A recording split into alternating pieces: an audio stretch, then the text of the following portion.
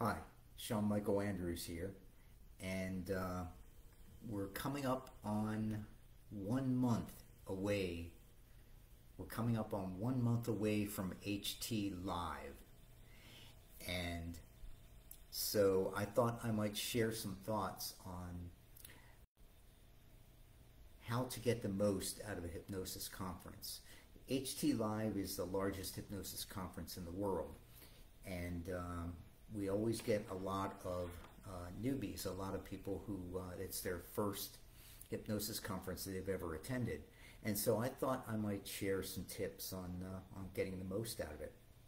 I remember the first time I ever went to a hypnosis conference. It was a big one, and they had bunches and bunches of rooms going all at the same time for 3 days, Friday, Saturday, and Sunday. And I attempted to attend a talk every hour of the conference. And so I did. From about 8 or 9 in the morning until about 6 p.m., I attended lecture after lecture after lecture. And by Saturday afternoon, my brain was fried. It was exhausting. I still had a wonderful time, the parts that I remember, but anyway, it would have been helpful if somebody had told me what you can do to have really make the most of the event. So these are my thoughts, and there are other people on this site who I hope can also add their thoughts as to what they would recommend for a new attendee. So first of all, if you've never been to a hypnosis conference, they are so cool. You meet people there that you only see once a year. And so it's like a big family reunion, and there's lots of hugging, and since we're over COVID, we can actually hug this year, which is really super. It's like a big family reunion. It really is. It's wonderful. But combine family reunion with God, it's hard to describe this. You're going to meet some people that maybe you've only seen in video, or maybe you've read their books or seen, heard about them. And now you get to meet them and shake hands with them and talk with them and ask them questions, and it's wonderful. It is. I love going to hypnosis conferences. You get to meet new people, make new friends. It's fantastic. So it's good that you're going. Let's talk about the hotel. All right, should you stay at the hotel or should you stay at another hotel? Well, this is kind of easy with HypnoThoughts because the hotel is, the rooms are extremely inexpensive. As a matter of fact, you don't really gain too much by going to a cheaper hotel because the rooms are really, really reasonable. So now one of the options you might have is you could get an Airbnb and stay there with a bunch of friends, and that's an option, and I've done it that way. But I found that staying at the site hotel worked out a lot better because you're going to class after class after class, and sometimes you just need the time to take a break and decompress, or maybe you want to change clothes or grab a quick shower or something like that. So if you're staying at the hotel, you have that option. That's a very easy option for you. Another thing about staying at the hotel is that it makes it much easier to attend the after hours events, the parties, the bowling, all these things that are going on. So it's so easy. And then if you want to change for dinner, just run up to your room and do that. So I would recommend that for the best experience at HypnoThoughts Live, to stay at the hotel. That's the best. Now, you're going to if you go on the Facebook group and download the schedule, or if you look on the HT Live website, look at the schedule, and now you're about a month out, so now you can take the time and choose which speakers you want to see. Now there are probably 10 rooms or more going at the same time. So odds are there are going to be 2 or 3 speakers in the same time slot that you would like to see, that you got to make a choice. You got to make some hard choices. There's some tough decisions for you. So how are you going to do that? Well, what I like to do is I like to read the synopsis of what the class is about. It's brief. And maybe read the bio of the person. But maybe that's not enough. So what you do is you Google that speaker and maybe check out their website, find out a little bit more of them, get a complete biography of that person. Then you can plug that person's name into YouTube and look at their videos. So then you can decide, well, yeah, this is somebody I think I could click with, or no, maybe not, maybe this person isn't for me. So you have a wealth of opportunities to make your decision as far as, you know, which speakers you want to see. But in the end, you know, in the end, you're still going to have to make some tough decisions. The good thing is that they sell recordings of the talks, and I think you can normally buy individual recordings, although you can also buy the whole package, so you have every talk from every speaker, and that's going to be hundreds of hours of material, and that'll keep you busy for the rest of the year until Hypnothoughts 2023. But do check these people out. Look at their YouTube videos. Maybe they've been on a podcast or something like that. Listen to them, and that'll help you make the decision as far as who you want to see. And also, it's a really good idea to make a backup decision, because sometimes, you know, flights get canceled, or someone gets sick unexpectedly, or you never know. So for each hour that you decide on a speaker, have a backup. And so if that speaker isn't there, then you can quickly make the change and go and see the other speaker. Okay, what else do you need to know about that? Here. Now, there are so many good speakers, but some speakers really draw a crowd. Now, I'm not going to give any names because I don't want to offend anybody by leaving them out, but some speakers have very well attended talks. So if there's a speaker that you really want to see, and you know that speaker is a popular instructor, get into their room early. Be waiting outside when the course, the class before them lets out, so you can go in there. Because with the very popular speakers, you may be outside the room and there's no more seats in there. So get there early. If it's a speaker that does demos, see if you can get up front, because sometimes the demos are, they're difficult to see if you're way in the back of the room.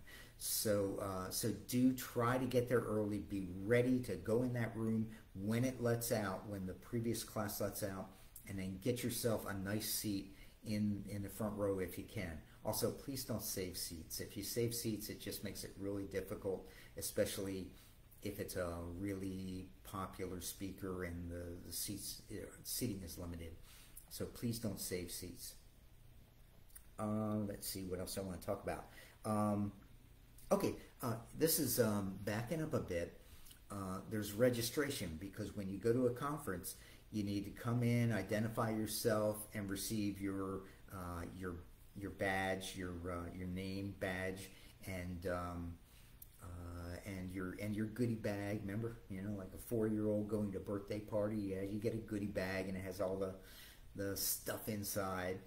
So you want to do that early. Now, generally, in years past, they've had the registration table open the evening before the conference starts. And if you can do that on the Thursday evening, do that. Because Friday morning, the first talk is at 0800 hours, 8 o'clock in the morning. So there's going to be a line, of people coming in and registering. So you don't want to be stuck in that line and miss out on your first talk. That's no good. So my recommendation is to get there early and get your registration taken care of on Thursday evening so that you're ready to go on Friday morning. Also, you're probably going to want to get breakfast, right? So if you want to get breakfast at I think it's the copper skillet, copper, I don't know what it is. It's the big breakfast restaurant in the hotel, and get there early too, because everyone wants to get their breakfast and be prepared to go up there for their first class. So I recommend you leave a little extra time to get your breakfast, or pick something quick up over at Fuddruckers or one of the other places. So you don't want to miss out on your first talk. Okay, let me see. Okay, after hours. Well, this is, it's kind of a tradition in Hypnothoughts. There are several bars within the hotel there, but the most popular one with the Hypnothoughts folks is the Alligator Bar. You'll always hear people talk about meeting at the Alligator Bar. And so after the classes are over, or sometimes, you know, during the day, Hypnothoughts folks will gather at the Alligator Bar. So that's where everybody hangs out and talks and plays and everything like that. So do check out the Alligator Bar, but take it easy, because if you spend too much time at the Alligator Bar, or if you drink too much at the Alligator Bar, you're not going to be going to want to avoid being in that situation. But do check out the Alligator Bar, and but take it easy, because you want to really get to your classes the next day. Okay. Oh, well, a little bit more about the Alligator Bar. It's also really good for networking. One of the best things about going to a hypnosis conference is that you get to network with people. You get to meet folks that are, you know, from all around the world, and they're interested in the same things that you're interested in. And so bring your business cards. Definitely bring your business cards and hand them out, and get business cards, and then follow up with these people once you get home. The networking is super. I've met so many people that I'm friends with to this day at Hypnothoughts, and we met up maybe at the Alligator Bar, or in the hallway after a class. It's kind of hard. It's often difficult to find a place that's quiet to talk. There's a hallway outside the classrooms upstairs. By the way, the classes are all held upstairs. The bar, casino, you walk through the casino, and you go up the escalators, and that's where registration is, and that's where all the classes are. Now, there is seating up there, little couches and that sort of thing, and you can sit there and you can talk with people between classes and after classes and that sort of thing. But in the casino, it's difficult to find a quiet place to sit and talk with people. I found that if we go out by the pool, you can find some relative quiet out by the pool to talk, or some people just get together in their rooms. So, but do take that opportunity to network with people, because that's what going to a conference is all about, and that's going to be worth the price of going to the conference. Let me see, what else do I have? Got the Alligator Bar taken care of. Okay. Oh yeah, when you go to see a speaker, often there'll be a lot of questions at the end, and of course that a good speaker is going to make sure that they finish their talk on time, so that the next speaker can come in and prepare and get ready to give their talk, and get the people out of the room so that new people can come in for the next speaker. So one thing you might want to do is, if you have a question, you want to talk with the speaker, go out into the hallway and meet the speaker out in the hallway when they come out, because that way you're not taking up space in the meeting room where other people want to get in to see the next speaker. So if you are at a talk and you have a question for the speaker, and they say, well, meet me out in the hallway and we can talk. Well, that's normal. That's really the best way to do it. Meet them in the hallway, and you're going to find that by and large the speakers are so friendly and so willing to share their information that yeah, it's cool. There's so many friendly people, and maybe there's somebody you've only seen on a video, and you go, wow, if I could only meet him or her, I hope they'll talk. Yeah, the speakers are. We don't have mean people. They're not invited. So yeah, if you have questions, do speak with these people, and some of us are kind of shy too. So I appreciate it when somebody comes up to me. So yeah, do take advantage of that. I think that's about it. My classes, I have a 2-hour class on instant and rapid hypnosis on Friday afternoon from 2 to 4, and I've got another one on how to be the most interesting person in the room, but I'm not sure when that one is. It's just a 1 hour, but how to be a superstar, how to be the life of the party using your hypnosis, because you are the most important person in any room you walk into, because the hypnotist is always the most interesting person. And also, I'm on a panel on fundamentals. What are the most important things that people need to know in order to be a good hypnotist? And so I'm on that panel with a lot of really nice people, a lot of really good, talented people. So for my fellow experienced people with HypnoThoughts, what are your tips? What do the newbies need to know to make the most of their experience when they come to HypnoThoughts in a little bit more than a month now? What do you think they should know? So I look forward to your comments or videos. Okay, bye-bye.